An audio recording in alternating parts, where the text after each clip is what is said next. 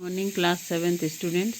आज हम पाठ 10 भारतीय सिनेमा के पितामह दादा साहब फाल्के के बारे में पढ़ेंगे। दादा साहब फाल्के हिंदी सिनेमा जगत के पितामह कहा जाते हैं। मतलब भारत में चलचित्र सिनेमा की शुरुआत दादा साहब फाल्के ने की। इनके नाम पर एक हिंदी सिनेमा जगत में जो पुरस्कार दिया जाता है वो दादा साहब फाल्के नाम का पुरस्कार सबसे बड़ा माना जाता है।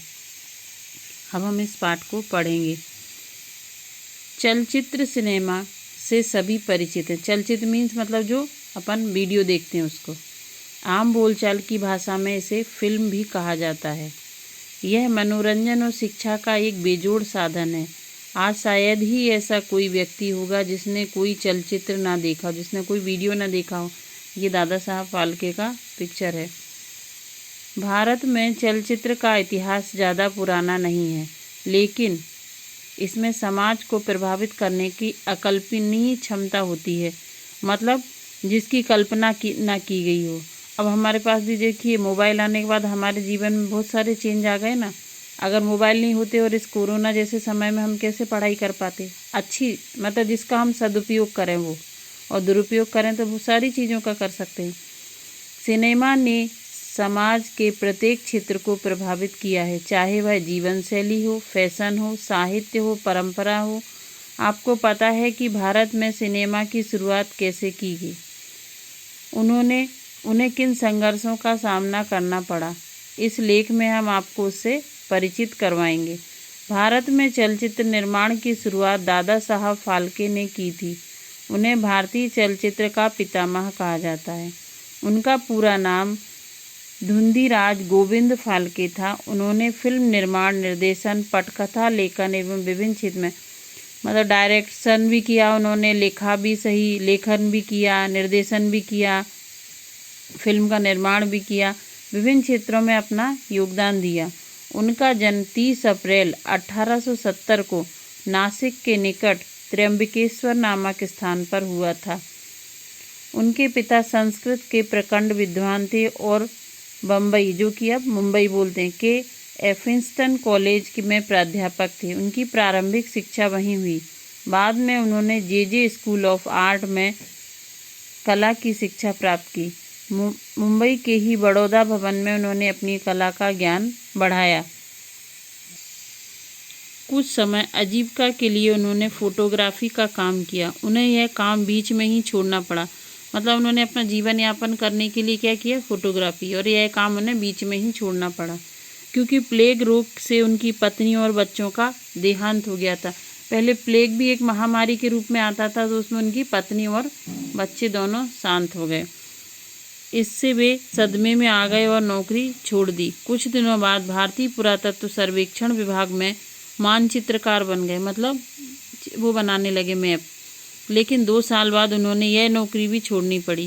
फिर उन्होंने अपना प्रिंटिंग प्रेस खोला। उन्होंने एक मासिक पत्रिका का प्रकाशन भी किया। इसी दौरान उन्हें ईसा मसीह के जीवन पर बना एक चलचित्र देखा। ईसा मसीह के जीवन पर बना हुआ एक वीडियो देखा उन्होंने। उन्हें चलचित्र में ईसा मसीह के स्थान पर भारतीय महापुरुष दिखाई देने लगे। मतलब पुराने जो हिंदी कथाएं थी उनके वो महापुरुष उन्हें दिखाई देने लगे। चलचित्र देखने के बाद उन्होंने सोचा कि भारतीय पुरुषों के जीवन पर चलचित्र बनाने चाहिए। मतलब जो महान व्यक्ति हैं भारत के, उनके ऊपर वीडियो बनाने चाहिए। यहीं से उनकी जीवन धारा बदल गई। वे चलचित्र निर्माण का तकनीकी ज्ञान प्राप्त करने के लिए लंदन गए। फिर वो कहाँ चले गए, लंदन, फोटोग्राफ, वो सारी चीज़ें सीखने के लिए। वहाँ उनकी मुलाकात जाने माने फिल्म निर्माता और बायोस्कोप पत्रिका के संपादक सेसिल हेफवर्थ से हुई। हेफवर्थ ने लंदन में उनकी फिल्म निर्माण के उपकरण खरीदने में मार्गदर्शन किया और यथासंभव मदद की। वहाँ से 1912 में वापस आकर उन्होंने अपनी फिल्म कंपनी फाल्के फिल्म की स्थापना की। 1912 में आए, उन्होंने क्या किया, फाल्के फिल्म की स्थापना की। दादा साहब फाल्के ने सबसे पहले राजा हरिश्चंद्र फिल्म बनाई। कौन सी फिल्म बनाई, राजा हरिश्चंद्र। यह मूक फिल्म और देश की पहली फीचर फिल्म थी। मतलब इसमें आवाज़ नहीं थी, बस सिर्फ पिक्चर दिखती थी। मूक मतलब आवाज़, बिना आवाज़ की थी। जैसे हम चार्ली चैंपियन वाला देखते ना वो। इस पर उस समय कुल 15,000 खर्च हुए थे। जो एक बड़ी रकम थी। इसका प्रदर्शन 3 मई 1913 को बम्बई के कोरोनेशन थिएटर में किया गया। उन्होंने 20 वर्षों में कुल 95 फिल्में और 26 लघु फिल्में बनाई। उनकी फिल्म भस्मासुर मोहिनी में पहली बार महिलाओं की भूमिका निभाई। उन कलाकारों का नाम कमला गोखले और दुर्गा गोखले था। दोनों माँ बेटी थीं और नाटक कंपनी में काम करती थी। इससे पहले सब जेंट्स ही काम करते थे। पहले सिनेमा जगत को अच्छा नहीं माना जाता था, तो औरतों को काम करने के लिए इजाज़त नहीं थी। फिर धीरे धीरे समाज में चेंज आया तो औरतें भी इसमें काम करने लगीं। दादा साहब फाल्के की सफलता से कुछ व्यवसायी इस उद्योग की तरफ आकृष्ट हुए। उन्होंने 1917 में उनके साथ मिलकर हिंदुस्तान सिनेमा कंपनी बनाई। दादा साहब ने लगभग 125 फिल्मों का निर्माण किया। उनकी अंतिम फिल्म सेतु बंधन थी, जो 1932 में प्रदर्शित हुई। उन्होंने एकमात्र बोलती फिल्म गंगावतरण बनाई। बाकी सारी क्या थी? मूक फिल्में थीं, जिनमें बिना आवाज़ की। दादा साहब फाल्के ने चलचित्रों में विशेष प्रभाव स्पेशल इफेक्ट का रचनात्मक प्रयोग किया। यह एक क्रांतिकारी पहल थी। इससे चलचित्र ज़्यादा आकर्षक लगने लगा।